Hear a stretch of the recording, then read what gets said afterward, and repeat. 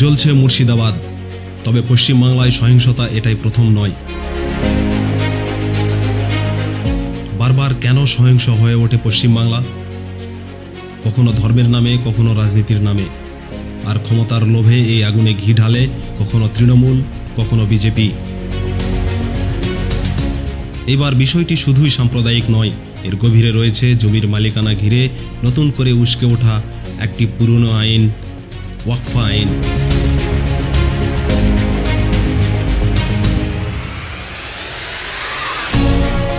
ঘটনার শুরু ওয়াকফা সংশোধনী আইন 2025-কে কেন্দ্র করে।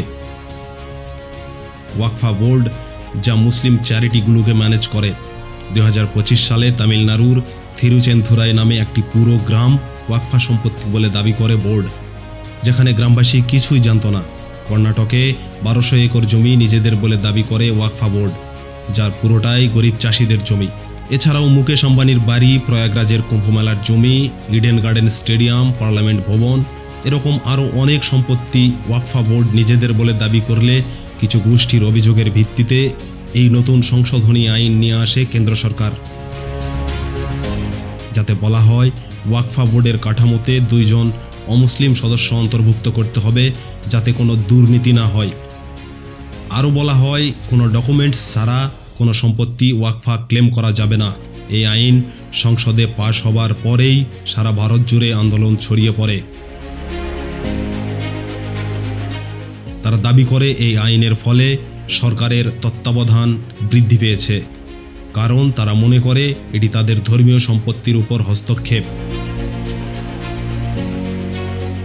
আর এই আন্দোলন পশ্চিমবঙ্গে সহিংসতায় রূপ নেয়। সহিংসতা পশ্চিমবঙ্গের মুর্শিদাবাদের সমরেশগঞ্জ, সুতি, ধুলিয়ান, জঙ্গিপুর ও জাফরাবাদ এলাকায় ছড়িয়ে পড়ে। মুর্শিদাবাদের বিক্ষোভকারীরা জাতীয় 12 নম্বর সড়ক অবরোধ করে। বিক্ষোভকারীরা রাস্তা অবরোধ, যানবাহনে আগুন, দোকানপাট লুটপাট এবং সরকারি সম্পত্তি ধ্বংস করে। পুলিশের সঙ্গে সংঘর্ষে পরিস্থিতি আরও উত্তপ্ত হয়। পুলিশের যানবাহনে আগুন দেয় এবং নিমতলা রেল স্টেশনে ট্রেন চলাচল ব্যাহত করে। এছাড়াও স্থানীয় সংসদ সদস্যের অফিসেও হামলা চালানো হয়। এছাড়াও পূর্ব মেদিনীপুরের কাথি শহরে ওয়াকফা বিল বিরোধী একটি সভার সময় ভজন বাজানো একটি গাড়িতে হামলা চালানো হয়। ওই হামলায় গাড়িটি ক্ষতিগ্রস্ত হয় এবং 2 জন যাত্রী আহত হয়। উত্তর 24 পরগনার ভাঙ্গর এলাকায় বিক্ষোভ চলাকালে সহিংসতা ছড়িয়ে পড়ে, পুলিশের উপর হামলা হয় এবং যানবাহনে আগুন দেওয়া হয়। দক্ষিণ 24 পরগনার বিক্ষোভ চলাকালে পুলিশের ভ্যান এবং মোটরসাইকেলে আগুন দেয় আন্দোলনকারীরা, সেখানে 8 জন পুলিশ সদস্য আহত হয়। মুর্শিদাবাদের সহিংসতায় 3 জন নিহত হন, যাদের মধ্যে ধুলিয়ানের হরগোবিন্দ দাস এবং তার ছেলে চন্দন দাস। তারা সমরেশগঞ্জের একটি মসজিদের সামনে হামলার শিকার হন।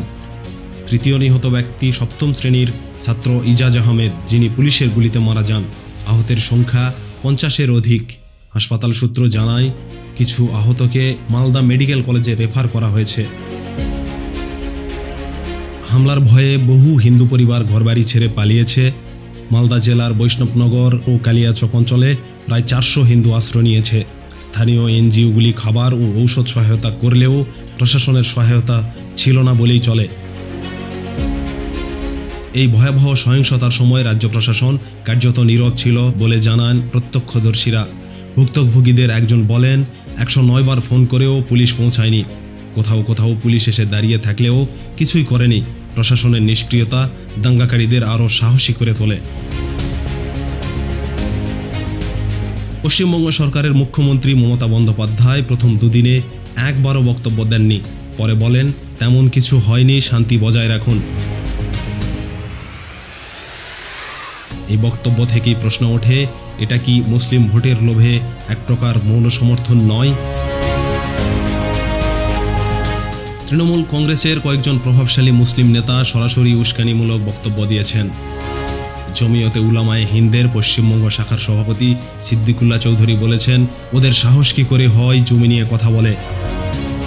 কলকাতার মেয়র তৃণমূল নেতা ফিরহাদ হাকিম এক সভায় বলেন, ওয়াকফা জমির বিরুদ্ধে কেউ কথা বললে তার ফল ভোগ করতে হবে। জঙ্গিপুরের বিধায়ক জাকির হোসেন সংঘর্ষের আগে একটি পোস্টে ধর্মরক্ষার ডাক দেন। লালগোলার বিধায়ক ইমামি হোসেন বলেন, যারা ওয়াকফা সম্পত্তি নিয়ে কথা বলছে তাদের উচিত শিক্ষা দিতে হবে। ভগবানগোলার বিধায়ক আমিরুল ইসলাম হামলার আগে একটি মিছিলের নেতৃত্ব দেন। এছাড়াও তৃণমূল নেত্রী মহুয়া মৈত্র টুইট করে বলেন, ওয়াকফা সম্পত্তিতে কারো দখল চলবে না, প্রতিবাদ হলে জনতা জবাব দেবে। এইসব বক্তব্য ও পরবর্তীতে ভাইরাল হওয়া ভিডিওর মাধ্যমে এক প্রকার দাঙ্গার অনুমোদনী দিয়েছেন বলে বিশ্লেষকদের অভিমত। মালদা ও মুর্শিদাবাদে লাগাতার সহিংসতা চলতে থাকলে বিজেপি নেতা শুভেন্দু অধিকারী হাইকোর্টে একটি পিটিশন দাখিল করেন। 11 এপ্রিল 2025 কলকাতা হাইকোর্ট নির্দেশ দেয় কেন্দ্রীয় বাহিনী নামাতে এবং চোখের সামনে এসব মেনে নেওয়া যায় না বলে রাজ্য সরকারকে কড়া ভাষায় ভর্ৎসনা করেন। পরে পশ্চিমবঙ্গ পুলিশের মুখপাত্র বলেন, সাম্প্রতিক সহিংসতা দুঃখজনক। বেশ কিছু এলাকায় রাজনৈতিক উস্কানি ও বহিরাগতদের অংশগ্রহণ আমরা লক্ষ্য করেছি। পরিস্থিতি নিয়ন্ত্রণে মুর্শিদাবাদে ভারতীয় সীমান্তরক্ষী বাহিনী বিএসএফ মোতায়েন করা হয়েছে। রাজ্য পুলিশ ও বিএসএফ যৌথভাবে টহল দেয় এবং 200 জনের বেশি ব্যক্তিকে গ্রেপ্তার করা হয়। ইন্টারনেট সেবা বন্ধ করে দেওয়া হয় এবং 144 ধারা জারি করা হয়। স্থানীয় এমপিদের ভূমিকা ছিল সন্দেহজনক। স্থানীয় এমপি খলিলুর রহমান সম্পূর্ণ চুপ ছিলেন, এমনকি ক্ষতিগ্রস্ত এলাকা পরিদর্শনও করেননি। স্থানীয় এমপি ইউসুফ পাঠান কোনো মন্তব্য না করলেও ঘটনার সময় চা পানের ছবি পোস্ট করেন সোশ্যাল মিডিয়ায়। পরে বলেন, দুপক্ষের মধ্যে ঝামেলা হয়েছে।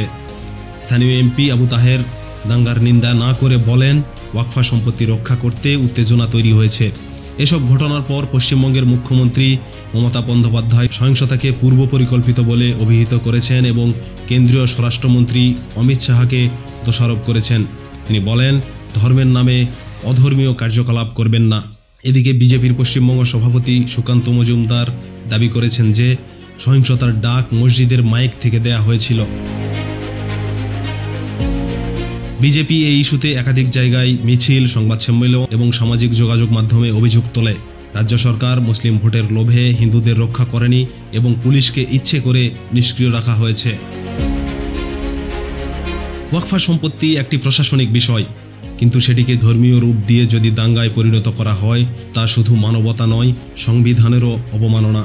ওয়াকফা আইন সংশোধনের মতো একটি প্রশাসনিক সিদ্ধান্ত কিভাবে রাজ্যের বিভিন্ন স্থানে দাঙ্গায় রূপ নিতে পারে তা পশ্চিমবঙ্গ আবারও দেখল। রাজনৈতিক বক্তব্য, প্রশাসনিক দুর্বলতা এবং সম্প্রদায় ভিত্তিক উত্তেজনার মাঝে সাধারণ মানুষই সবচেয়ে বেশি ক্ষতিগ্রস্ত। এই দাঙ্গা আমাদের মনে করিয়ে দেয়, যখন আইন, রাজনীতি, ধর্ম ও প্রশাসন চারিদিক থেকে অন্ধ হয়ে যায় তখন জ্বলে ওঠে মুর্শিদাবাদ। এ প্রশ্ন সবার, আর কতটা দেরি, আর কতটা প্রাণ? ক্ষমতার লোভ কি সব নীতি নৈতিকতা গ্রাস করে নেবে? এ আগুনে কয়জনের মুখ পুড়বে? কে দেবে তার জবাব?